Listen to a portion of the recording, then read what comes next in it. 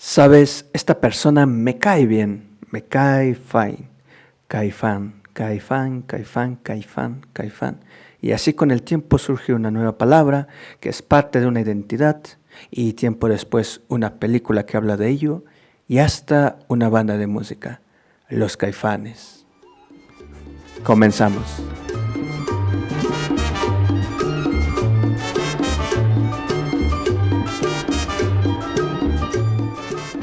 Hola, sea bienvenido, bienvenida, bienvenida a este podcast en su primer capítulo. Este podcast que lleva por título Oralidad Latina. Y algunas personas se preguntarán, ¿a qué nos referimos con oralidad latina? Bueno, la idea y la intención de este podcast es reflexionar, aprender y conocer un poco más sobre cómo en América Latina hemos ido desarrollando nuestra oralidad. Recordemos que la oralidad y la palabra es un espacio donde hay identidad, donde hay resistencia, donde hay lucha, donde hay historia. Es algo que también con el tiempo va cambiando y va adquiriendo nuevas cosas. Y, en fin, es un espacio con mucha vida. Y creo que como mexicano, como latino, me compete o nos compete, desde al menos este juicio personal o esta idea personal, el aprender y conocer un poco más de cómo hemos ido desarrollando y cuáles han sido los factores para que se dé de esta manera la oralidad latinoamericana. Por poner un ejemplo, yo soy de México, como bien lo menciono, una disculpa, un poco de hipo me está dando. Yo soy de México. Entonces, aquí en México, por ejemplo, a través de la oralidad existe el corrido norteño, existe la música de fandango, como es el huapango, el son jarocho. Tenemos también el albur, el slang, la bomba yucateca, la música carranchera o la oralidad carranchera, los regionalismos también, ¿no? Los dichos populares de la abuela, el abuelo, de mamá, papá. En fin, existen muchas formas en que estamos utilizando la palabra y la oralidad. Entonces, esto es solo México, pero fuera de México, en Latinoamérica también se han desarrollado de diferentes formas. Y también hay que hablar en otro capítulo muy importante, el valor que tienen también las lenguas indígenas. Entonces, el punto es eso, hablar y aprender sobre cómo Latinoamérica se está dando todo esto día a día y cómo va cambiando y sobre qué factores y el por qué se va dando de cierta manera, ¿no? Este podcast no tiene no lo hace alguien que sea un académico y que busque usted decirle esto es así, así, así y así con un cierto grado de parámetros, sino es más bien sí entender, leer fuentes, si usted tiene alguna fuente que pueda compartirnos de un video, una película, un libro que hable al respecto, se agradecerá y se compartirá. De hecho, también aquí haremos referencia a eso. Pero la idea es ante todo charlar y platicar y reflexionar sobre ello, ¿no? Así que siéntase libre de compartir lo que usted también tenga de conocimiento respecto a este tema. Y ahora, también una hipótesis sobre la cual parto para hacer este podcast es que a juicio, y más que solo a juicio, a esta reflexión que he hecho en los últimos años debido a mi trabajo haciendo spoken word y slam poetry, que ya hablaré en su momento de ello, hoy en día yo sostengo esta hipótesis que los podcasts, que los capítulos de este podcast irán descifrando si está acertada o falla, es que América Latina es oralidad, ¿no? Esa es mi principal hipótesis y motivación para este podcast y todos los capítulos. América Latina es oralidad. Esto no quiere decir que otros países y otros lugares del mundo no lo sean, pero creo que sin duda un factor crucial de cómo se desarrolla Latinoamérica y su cosmovisión y su identidad, a hoy en día la oralidad tiene un punto muy muy fuerte y muy variado y complejo en el sentido de que tiene muchas aristas desde donde abordarse y entender y reflexionar y aprender, y por eso creo importante hacer este podcast junto a usted y que poco a poco vayamos indagando y reflexionando respecto a este tema. Pero bueno, dicho esto, pues comencemos con este primer capítulo que lleva por título Caifán, Caifán, que tiene que ver o parte de un tema en específico que es los anglicismos. El Caifán no es un anglicismo, pero vamos a partir de los anglicismos para ir ver cómo llegamos a esto que es el surgimiento de nuevas palabras, en este caso a través de esta mezcla entre el inglés y el español. En otro momento hablaremos, por ejemplo, del español y el náhuatl, el español y otros conceptos y otros idiomas y o lenguas. Y más adelante, incluso un poquito más allá de solo el idioma y o lengua, sino también en cómo se desarrollan esas tradiciones orales musicales. Pero bueno, entonces, ahora sí que vámonos por partes, como quien dice. Tomo un poquito de agua. Quedando un poquito con la garganta seca. Pero bueno, partamos primero por una definición de qué son los anglicismos. Y bueno, aquí tenemos dos conceptos. Concepto número 1 dice, anglicismos, término originario del inglés, pero que fueron tomados por el español y se incorporaron a discursos en idioma castellano. ¿Ok?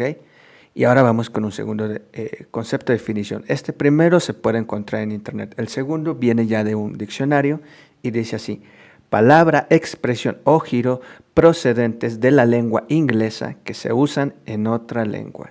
Atentamente, el pequeño Larousse. Y déjame mostrarle este famoso pequeño Larousse que tengo yo aquí en casa. Es este.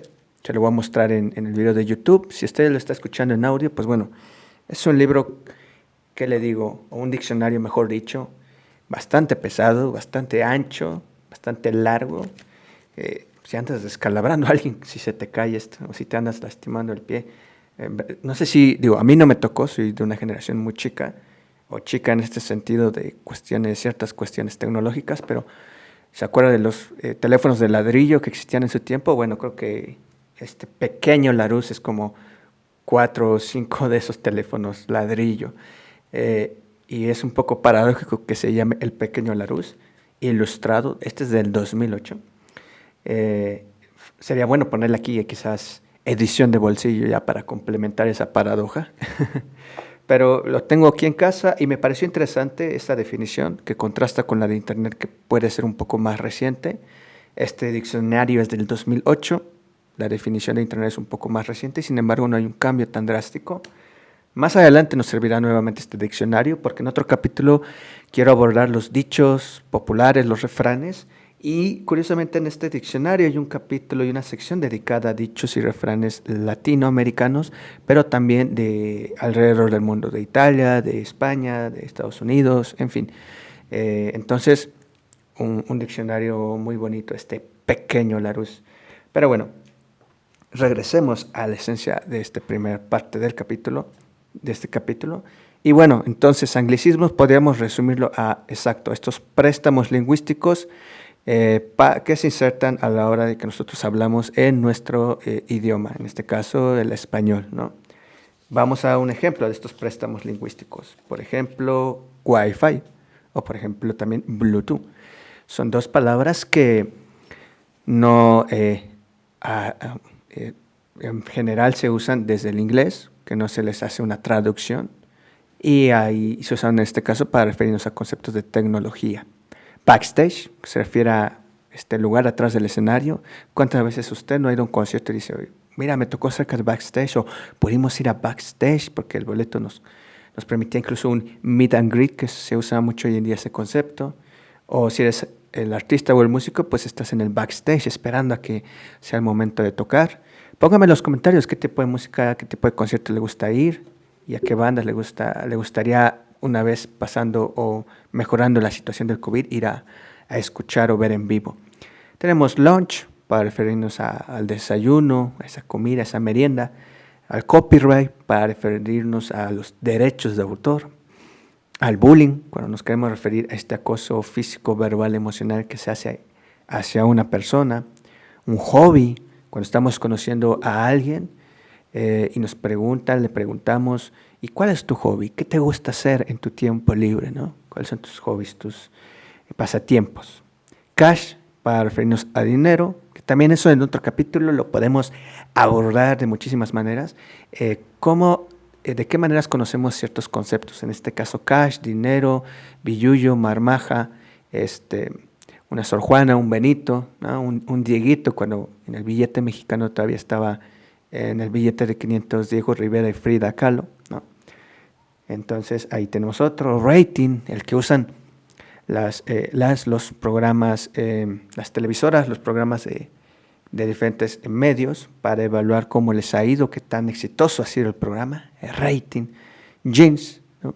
Esta definición para los pantalones de mezclilla, si mal no me equivoco. Y bueno, esos son unos anglicismos. Lo interesante después de los anglicismos es cómo a partir de ellos después, en este uso en otro idioma, al ser un préstamo lingüístico, cómo también se va dando paso a, podríamos decir nuevas palabras, pero es en sí a una palabra que es resultado de una traducción, de una pronunciación y de un uso de, como decíamos, de esta palabra de otro idioma en nuestro idioma, y va mutando y va cambiando, ¿no? En este caso, por ejemplo, tenemos aquí en mi tablerito el concepto de firulais. Firulais es un término usado para referirnos a los perritos, a los lómitos, a los suaves lómitos.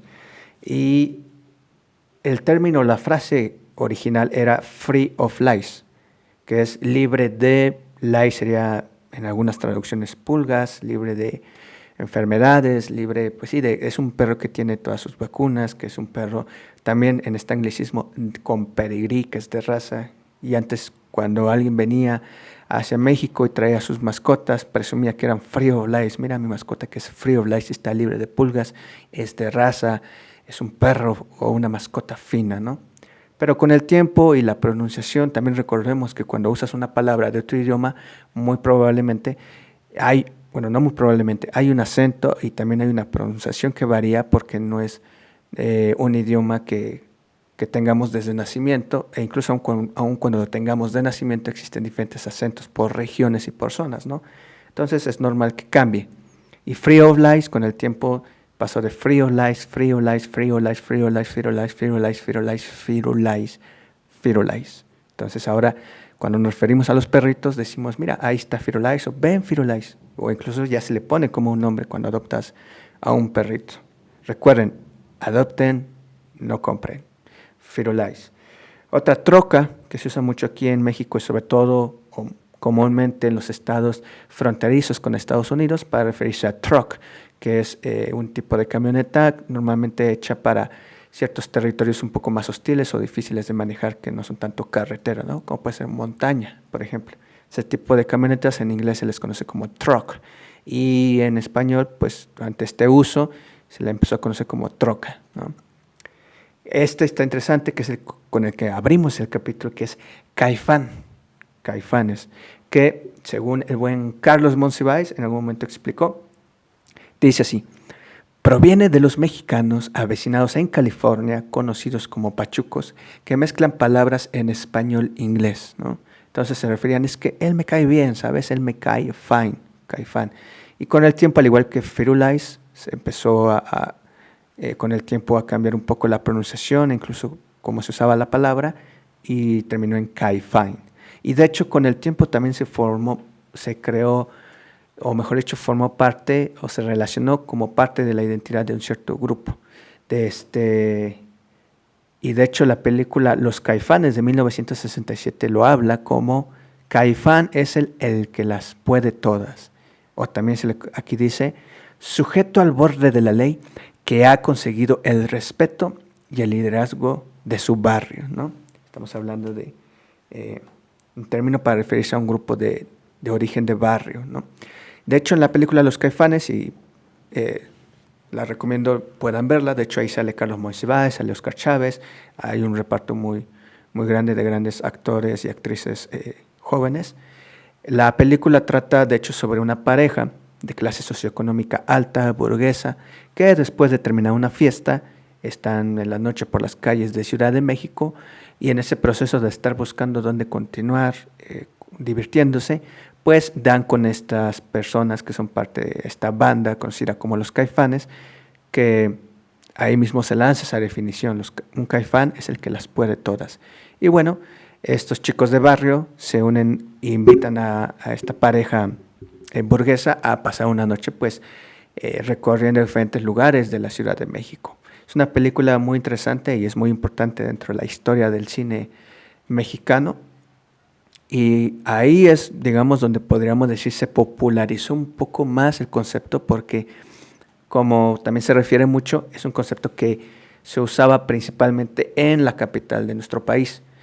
Años después, influenciados también por esta película, surge esta banda musical conocida como Los Caifanes, donde estuvo Saúl Hernández, Diego Herrera, Alfonso Andrés, Sabo Romo y Alejandro Markovich, ¿no? Que ellos también en un principio también tenían una influencia de Cure, ¿no? Muy interesante. Y bueno, eso también ayudó a que se diera a conocer aún más el concepto de Caifanes, Caifán. Y me pareció muy interesante cuando descubrí de dónde venía Caifanes. Y fue eso lo que me inspiró a este primer capítulo, ¿no? Hablar de cómo se van dando estos desarrollos en ciertas palabras. Dejen tomar un poquito más de agua porque ya le hacía un poquito de falta a mi garganta. Pero bueno, también tenemos el ejemplo de chance, que viene de chance, de oportunidad, pero en este caso quizás no cambió tanto como se escribe la palabra, pero sí su pronunciación de chance a chance, ¿no? Y otra muy interesante, bistec, que de hecho aquí vamos a recurrir nuevamente al buen pequeño, al siempre pequeño, ilustrado Larousse. Y aquí tiene su notita, a ver. Vamos a poner música de elevador en lo que lo encuentro. No, aquí está. Pues le pongo su post-it. Bistec dice del inglés beef steak, carne de vaca, lonja delgada de carne de res o de cerdo. Otro sinónimo para bistec sería filete. Pero curiosamente, exacto, viene de beef steak y con el tiempo se transformó a bistec. Tanto así que ya en los diccionarios ya se coloca con esa escritura de B-I-S-T-E, C, bistec, en lugar de beef steak, ¿no? Pero bueno, ahí tenemos otro concepto que ha cambiado su escritura y su pronunciación al usarse dentro del español. Guacha, que significa mirar, que viene de watch, de mirar en inglés. Y bueno, esos son algunos ejemplos de cómo a partir de estos préstamos lingüísticos van surgiendo modificaciones y ahora en el español y sobre todo, bueno, este español mexicano han cambiado su escritura, su ortografía, su gramática y también su fonética, su pronunciación. No sé si eso pasa en otros países latinoamericanos de la misma manera o pasa en otro tipo de situación, porque claramente también tienen ahí sus procesos. Sería interesante si usted me escucha de algún país latino o incluso si usted no es latinoamericano, pero es de algún otro lugar y también puede notar este tipo de cambios en las palabras, pues que lo dejen en los comentarios y así entre todos podemos aprender un poco más. Yo descubrí estas, bueno, quise mostrar estas como ejemplos. Y a partir de aquí también viene algo muy interesante que encontré, que es los anglicismos innecesarios. ¿Ya qué se refiere con los anglicismos innecesarios? Dice así: extranjerismos innecesarios a veces provienen de otro idioma con un significado idéntico a la palabra castellana. Es decir, que a veces existe una palabra equivalente en el español y sin embargo estamos usando de manera constante y algunas veces, pues como bien lo dice el concepto innecesaria, conceptos en inglés. Por ejemplo, email, podemos decir correo. Bullying, podemos decir acoso. Meeting, podemos decir reunión. Estos son algunos ejemplos. Y aquí es algo interesante de abordar nuevamente. Todo lo que comentamos es valioso e importante reflexionar. Pero también aquí hay un punto de reflexión de por qué abusamos del uso del inglés, ¿no? Y esto tiene que ver también con esta idea y este pensamiento que se da de creer que el idioma inglés es un idioma superior, ¿no? ¿Por qué? ¿Por qué es un idioma? El inglés se supone, ¿quién dicta que el inglés es mejor que el español? O no solo el español, que el francés, que el alemán, que el italiano, ¿no? E incluso como países latinos muchas veces denigramos y desprestigiamos las lenguas originarias. Y ahora también tenemos este proceso de desvalorar el español y sentirnos inferiores e incluso creer que nos da un estatus el hablar excesivamente o hablar todo el tiempo en inglés, ¿no? Es un punto de reflexión muy interesante y muy importante sobre todo. ¿Por qué el inglés y este uso desmedido? Le voy a poner aquí un ejemplo que había anotado en la hojita, que algunas veces me ha tocado escuchar, que dicen, ya me voy a mi masterclass sobre cómo hacer business a partir de crowdfunding. Cuando bien puedes decir, hoy tengo una conferencia, voy a una conferencia de negocios donde me van a enseñar cómo recaudar fondos. Tal cual. En perspectiva se dice que esto se debe a que da una falsa idea de prestigio, una falsa idea de ser mejor. Y, por ejemplo, yo me he dedicado mucho tiempo a la mercadotecnia, a la publicidad, y muchas veces se piensa y se cree que es un estatus, pero eso es en realidad un falso estatus, ¿no? Como comentábamos, ¿por qué el inglés tendría que ser superior o inferior? ¿Según qué? Y aquí podríamos entrar, por ejemplo, a por qué le digo de hacer estos episodios y estos capítulos sobre la oralidad y salirnos un poquito de Latinoamérica en general. La palabra es ese espacio y sobre todo la palabra que está en voz, la comunicación diaria, la oralidad. Es un espacio donde se reafirma lo que somos, o lo que creemos, o lo que queremos ser, o lo que pensamos que somos, ¿no? Tanto así que incluso decía, por ejemplo, el valor de hablar es tan grande que incluso decía Jean-Paul Sartre, mi filósofo favorito y uno de los pensadores más importantes de la historia contemporánea también, dice que incluso no hablar es hablar, ¿no? Se me dice que tanto la comunicación en el ser humano tiene ese punto de referencia que incluso hablar, decimos algo, y no hablar también es hablar. O como en su momento también Foucault, Simone de Beauvoir o incluso Frantz Fanon hablan de la comunicación, el idioma, la lengua, como la palabra, como ese punto de inflexión para los procesos de poder, para los procesos de machismo, de racismo, de clasismo, ¿no? De malinchismo en este caso, de creer que porque hablamos o metemos más palabras en inglés en el español, pues somos superiores o somos mejores. Falso. Totalmente falso. Todos los idiomas y lenguas tienen una historia, una razón, un origen y un desarrollo muy importante, pero eso de que una es superior o inferior es totalmente falso. Y como bien lo comentaba con estos autores y autora que mencioné, en la palabra hay un punto de inflexión muy importante. Esto incluso se lo podrá llegar incluso a decir su psicólogo. Es muy valioso el poner atención a cómo nos hablamos a nosotros mismos incluso, ¿no? Ese es el valor incluso tan fuerte que tiene la palabra.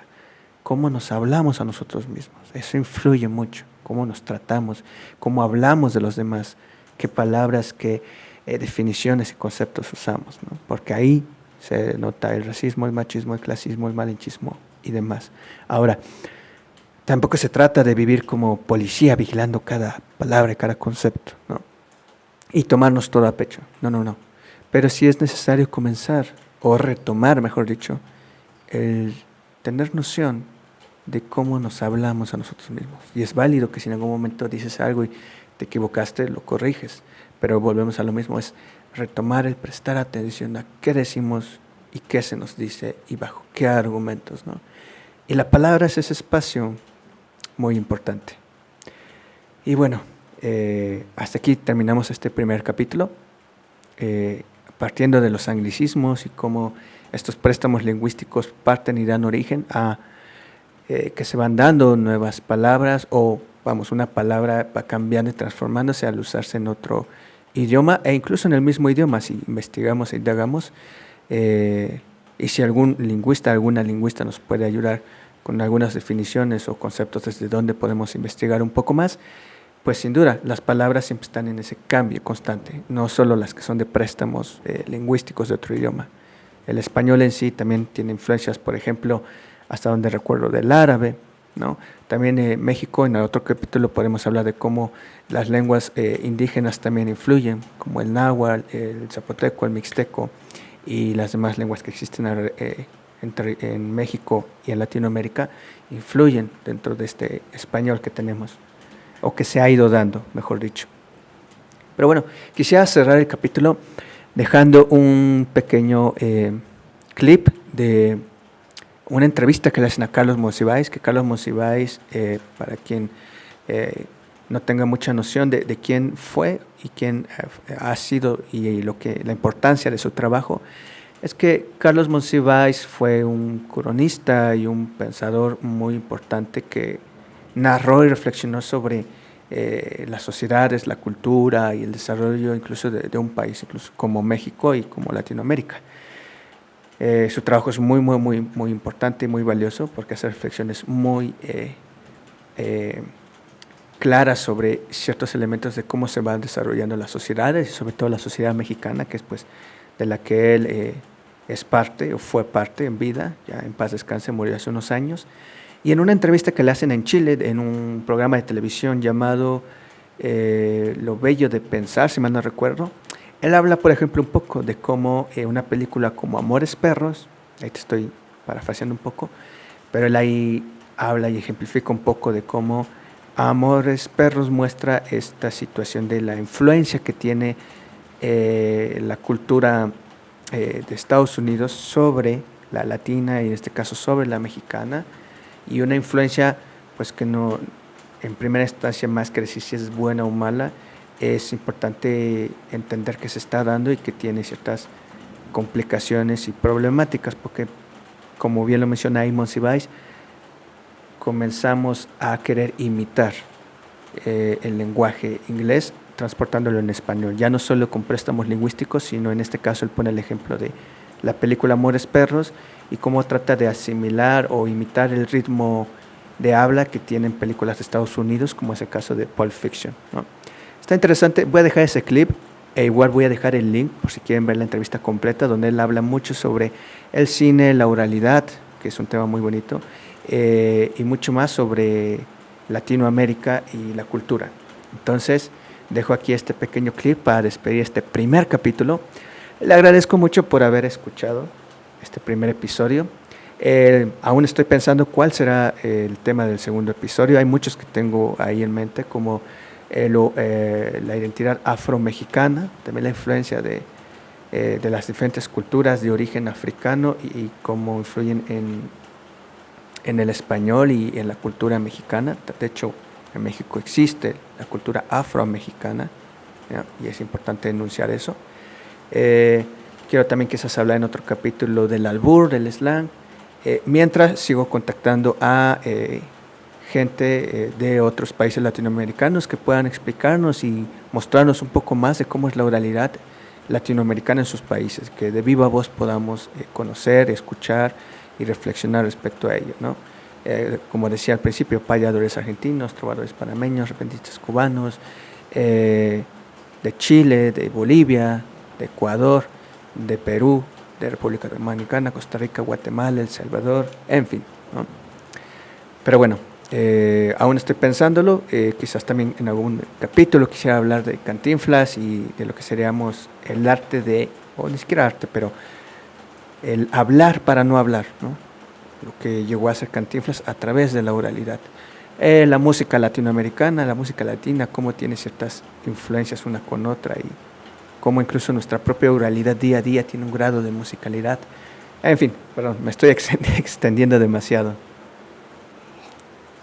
De repente siento que es como estas muñequitas rusas, si mal no recuerdo, se llaman matrushkas, que las abres y hay una más chiquita y la abres y otra más chiquita y otra chiquita. Siento que es toda una cadena de información y referencias. Pero bueno, gracias por ver este primer capítulo. Yo soy Ronnie y nuevamente les recuerdo que la idea y la hipótesis de este trabajo es hablar de que América Latina es oralidad. Nos vemos en un próximo capítulo. Hasta la próxima. ¿Qué ha pasado con la oralidad? ¿Qué ha pasado con el mundo oral en el último tiempo? Ahí la influencia de la americanización ha sido muy devastadora. No me estoy refiriendo a los términos de origen anglosajón, insisto. Ve una película como Amores Perros, que es una muy buena película. Sí. Los personajes hablan con un lenguaje, con una... el habla es chilanga de la Ciudad de México. Y usan 7 u 8 vocablos hasta la exasperación, hasta el hartazgo. Y están traduciendo a su manera el sentido lingüístico de una película como Pulp Fiction. Todo el fuck you lo pasas a chingada. Pero no es tanto que surja de ellos la idea de usar chingada, que es una palabra pintoresca, que alguna vez fue palabra nefanda y prohibida, y que ahora es un pintoresquismo pues, bastante desvaído. No es tanto que usen chingada para afirmar un idioma nacional o un coloquialismo que te decore con nopales y banderas y sombreros de charro. Usan chingada para traducir el fuck you. Y para tener el ritmo vital de los personajes de los thrillers norteamericanos. Y entonces eso que se da en una película como Y tu mamá también o Amores Perros, se da también en el habla de las clases populares, que sin saberlo así como lo estoy diciendo, están insistiendo en lo que antes fue obsceno como una manera de darle un ritmo urbano a lo norteamericano, a su habla.